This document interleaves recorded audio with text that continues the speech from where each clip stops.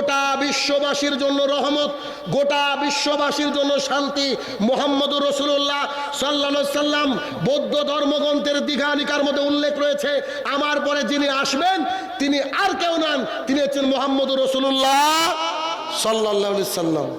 যিনি সেই বুদ্ধকে আনন্দ নামের একজন ব্যক্তি প্রশ্ন করছে। আনন্দ বলছে, আচ্ছা ও বুদ্ধ, আপনি মারা যাওয়ার পর, আপনি আমাদের নবী, আপনি মারা যাওয়ার পর আমাদেরকে উপদেশ কে দিবে? দীঘানিকায় বর্ণিত রয়েছে, বৌদ্ধদের প্রামাণ্য গ্রন্থ, আপনি মারা যাওয়ার পর আমাদেরকে উপদেশ কে দিবে?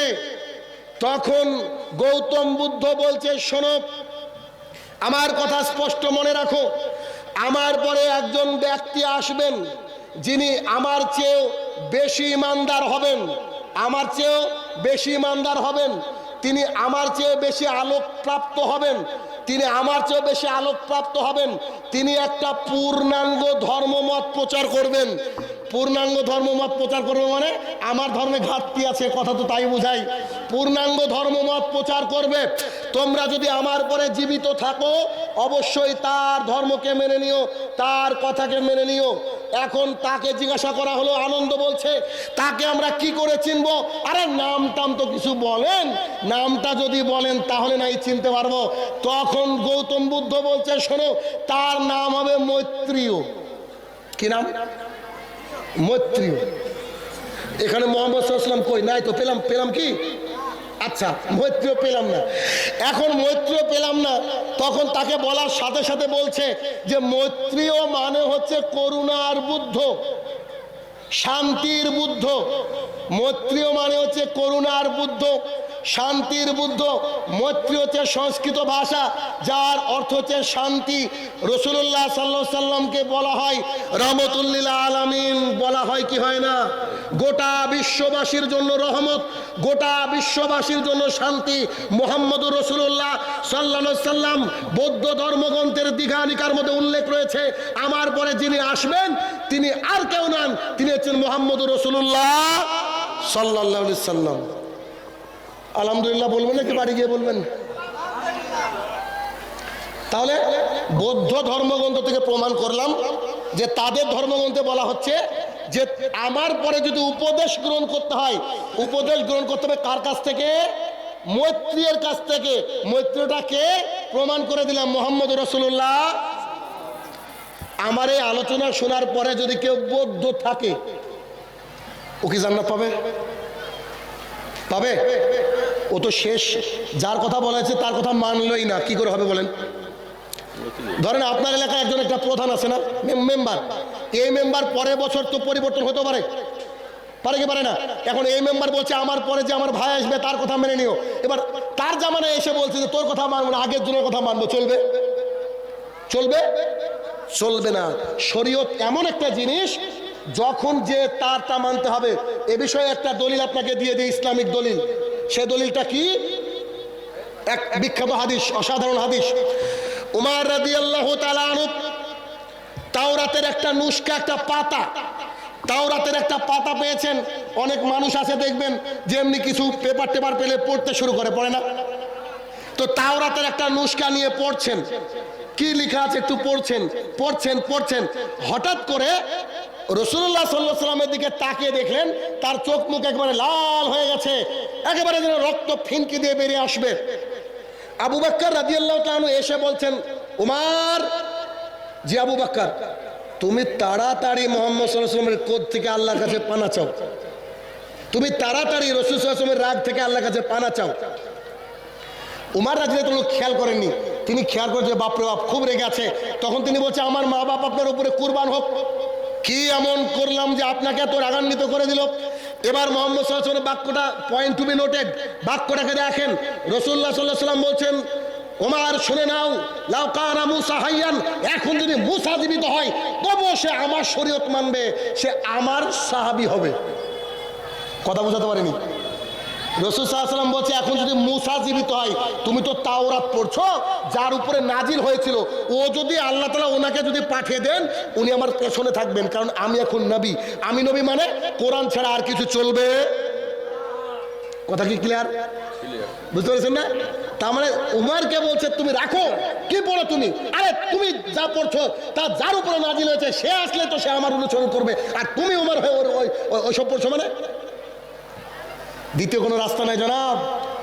বেদ পুরাণ বাদ দিয়ে আজকের পর থেকে কোরআন পড়তে হবে। আসছি সামনে। তো বৌদ্ধ ধর্মগ্রন্থ। আচ্ছা, এরপরে বিখ্যাত ধর্ম আর একটা হচ্ছে পারসি। পারসি ধর্ম নাম শুনেছেন না? পারস্য দেশের অধিবাসীরা পারসি ধর্মে বিশ্বাস করত, করে। তো এই পারসি বা পারসি ধর্মের গ্রন্থের নাম হচ্ছে জিন্দাবেস্তা আর দশাতির। দুটো ধর্মগ্রন্থ বিখ্যাত, জিন্দাবেস্তা আর দশাতির। দুটোতেই মোহাম্মদ সাল্লাল্লাহু আলাইহি ওয়াসাল্লামের কথা উল্লেখ আছে, একটাতে নয়, দুটোতে মোহাম্মদ সাল্লাল্লাহু আলাইহি ওয়াসাল্লামের কথা উল্লেখ আছে। তাহলে দশাতির আর এতে উল্লেখ রয়েছে। এবার দেখেন, দশাতিরের মধ্যে উল্লেখ রয়েছে, তিনি বলছেন, ধর্মগ্রন্থের মধ্যে উল্লেখ করে তিনি বলছেন যে আমরা চলে যাওয়ার বা আমি চলে যাওয়ার পর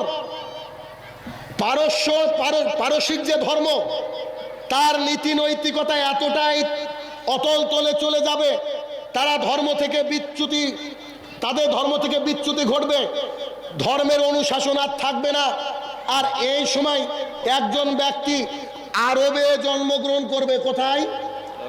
আরবে জন্মগ্রহণ করবে। এই ব্যক্তি আরব থেকে এসে তার ভাষায় ধর্ম প্রচার করবে। কোরআন কোন ভাষা লেখা? আরবি। তার ভাষায় ধর্মগ্রহণ করবে।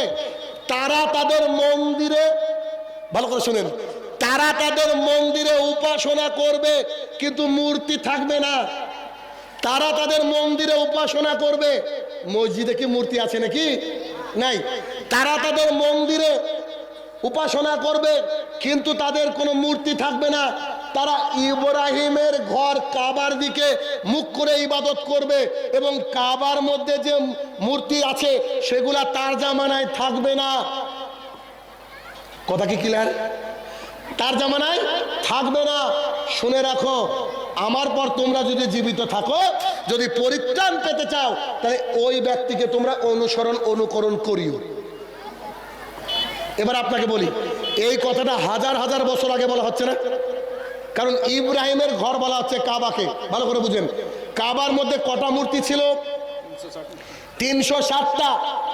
রাসূলুল্লাহ সাল্লাল্লাহু আলাইহি সাল্লাম যেদিন মক্কা বিজয় করলেন, হাতে ছিল লাঠি, তিনি লাঠি দিয়ে মূর্তির গায়ে টাচ করছিলেন আর বলছেন অকুল জাল হক ওয়া জাকাল বাতিল ইন্নাল বাতিলা কানা যাহুকা। সত্য এসেছে, মিথ্যা বিলুপ্ত হয়ে গেছে, আর মিথ্যা তো বিলুপ্ত হওয়ার জন্যই। সব মূর্তিকে তিনি ভেঙে চুরে খান করে দিলেন। তার মানে এই দশাতিরের একেবারে স্পষ্ট ভবিষ্যৎবাণী প্রচার হয়ে গেল। বলে দিল যে কি, একজন ব্যক্তি আরব থেকে আসবে, তার ভাষা মতো ধর্ম প্রচার করবে, তাদের মন্দিরে তারা যখন উপাসনা করবে কোনো মূর্তি থাকবে না, আর তারা ইব্রাহিমের ঘর কাবার দিকে মুখ করে ইবাদত করবে। আমাদের কিবলা কোনটা বলেন? কিন্তু আপনাকে এখানে একটা কথা বলে যাই আমি, খুব গুরুত্বপূর্ণ কথা, খুবই গুরুত্বপূর্ণ কথা। যদি শেষে যদি সময় থাকে, আমি যদি সময় হয় একটু আলোচনা করব। রাসূলুল্লাহ সাল্লাল্লাহু আলাইহি সাল্লামের আগের যত নবী এসেছেন, আদম আলাইহিস সালাম থেকে শুরু করে ঈসা পর্যন্ত যত নবী রাসূল এসেছেন, সবারই কাবা ছিল বাইতুল মুকাদ্দাস, ফিলিস্তিন, মসজিদুল আকসা। যে মসজিদুল আকসাকে নিয়ে এত বড় ঝামেলা হচ্ছে। আমার খুতবা বা এগুলো আপনারা শুনেন কিনা জানি না, কিছুদিন আগের আমার খুতবা ছিল একটা, বেশ কিছু আলোচনায় বলেছি যে কাবার ব্যাপারে, এই বাইতুল আকসার ব্যাপারে যদি আমি 10 মিনিট ইতিহাস বলি, আপনারা হাউমাউ করে কাঁদবেন, তাদের জন্য দোয়া করবেন। আপনারা ইতিহাস জানেনই না। এই কাবা, এই বাইতুল আকসা আজকে যারা দখল করে আছে, ওর বাপের জমি না, ওটা আমাদের। কাবা, ওই বাইতুল আকসা মুসলমানের জমি, ওটা আবার আমরা পাবো ইনশাল্লাহ, যদি শেষে হয়, সময় দেখবো সেটা। এবার আপনাকে বলি, তাহলে মুহাম্মদ সাল্লাল্লাহু আলাইহি ওয়াসাল্লাম আসার আগেও কি বলছে? যে একজন ব্যক্তি আসবে, জন্ম লাভ করবে আরব থেকে। কোথা থেকে? আরব থেকে জন্ম লাভ করার পরে তার ভাষায় ধর্ম প্রচার করবে। রাসূল সাল্লাল্লাহু আলাইহি ওয়াসাল্লাম কি ইংরেজি ভাষা বলতো নাকি? তিনি তো আরবি বলতেন। আরবি কার ভাষা? আরবের ভাষা না? যদিও আল্লাহ তাআলার ভাষা সবই, কিন্তু আরবের ভাষা, তাই না? এবং বলছে তাদের উপাসনালয়ে কি থাকবে না? মূর্তি থাকবে না। ইব্রাহিমের কাবার দিকে মুখ করে তারা কি করবে? আপনারা কি জানেন? বুখারী হাদিস, আরেকটা হাদিস শুনে নেন মাঝ থেকে। সেটা কি? রাসূলুল্লাহ সাল্লাল্লাহু আলাইহি ওয়াসাল্লাম যখন আবু বকর সিদ্দিক রাদিয়াল্লাহু তাআলা আনহুকে নিয়ে হিজরত করে চলে গেলেন মক্কা থেকে মদিনায় যাওয়ার পরে রাসূলুল্লাহ সাল্লাল্লাহু আলাইহি ওয়াসাল্লাম প্রায় 17 মাস যাবত সালাত আদায় করেছিলেন ফিলিস্তিনের দিকে মুখ করে, বাইতুল আকসার দিকে মুখ করে। 17 মাস পর আল্লাহ সুবহানাহু ওয়া তাআলা কোন এক আসর বা এরকম কোন সালাতে আল্লাহ তাআলা তার কাবাটাকে ঘুরিয়ে বাইতুল মুকাদ্দাস থেকে কোথায় করেছে? কাবা শরীফে। এর পেছনে কাহিনী কি? রাসূলুল্লাহ সাল্লাল্লাহু আলাইহি ওয়াসাল্লাম সালাত আদায় করতেন, আকাশের দিকে তাকাতেন। আল্লাহ সুবহানাহু ওয়া তাআলা তাকে বুঝতে পারলেন যে প্রিয় মাতৃভূমির প্রতি এত টান, তাই আল্লাহ তাআলা এদিকে করে দিলেন।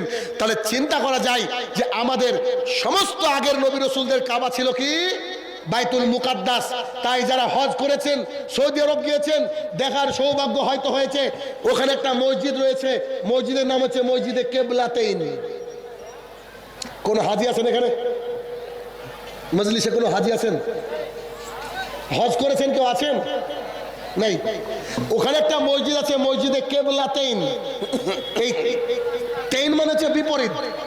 আরবরা যখন কথা বলে একে অপরের কাছে, হয়তো সে বললো যে হাবিবি শিল ময়া, আরবিতে বললে একটু পানি দেন তো, একটু পানি দেন। আপনি এই বোতলটা তাকে দিলেন, সে বলবে ইয়াল্লা হাদা তানি, এটা না অন্যটা দে, তানি মানে বিপরীত, এটা না অন্যটা দে বিপরীত। তো কেবলাতাইন মানে বিপরীত, মানে বুঝতে পারছেন? ওই মসজিদে এখনো আজকের ডেটেও দুটো কিবলা রয়েছে, তবে বাইতুল মুকাদ্দাসে আর সালাত হয় না, কিন্তু পুরনো স্মৃতি হিসেবে রাখা হয়েছে। এখন সব গোটা পৃথিবীর মসজিদে সালাত হয় কোন দিকে? কাবা শরীফের দিকে। তাহলে কতদিন আগে কি বলা হচ্ছে যে কাবার দিকে, ইব্রাহিমের কাবার দিকে তাকিয়ে তারা ইবাদত করবে। আমরা কোন দিকে তাকিয়ে ইবাদত করি? ইব্রাহিমের কাবার দিকে তাকে, তাই না? তাহলে এখন আমাকে বলেন তো, যদি কারোর পারস্য ধর্ম থাকে, তার এই শব্দ শোনার পরে, এই কিতাবটা দেখার পরে, যাচাই করার পরে, তার কি মুহাম্মদ সাল্লাল্লাহু আলাইহি ওয়াসাল্লামকে মেনে নেওয়া উচিত না? কি উচিত কি উচিত না? উচিত। আচ্ছা, ইহুদি বলেন, খ্রিস্টান বলেন, মুসা আলাইহিস সালামের সাথে যেসব সঙ্গীরা ছিল তারা তো সব ইহুদি জাতি, জানেন তো নাকি? বানি ইসরাইল। ঈসা আলাইহিস সালাম, এই যে বানি ইসরাইল, তো ঈসা আলাইহিস সালাম তিনিও কোরআনুল কারীমের মধ্যে ভবিষ্যৎবাণী করেছেন, আমার পরে আমার একজন সঙ্গী, আমার ভাই আসবে, তোমরা তাকে মেনে নিও। ঈসা আলাইহিস সালামকে আল্লাহ কি করেছেন? আসমানে তুলে নিয়েছেন। তাহলে 2, 3, 4টি ধর্মগ্রন্থ হয়ে গেল মোটামুটি।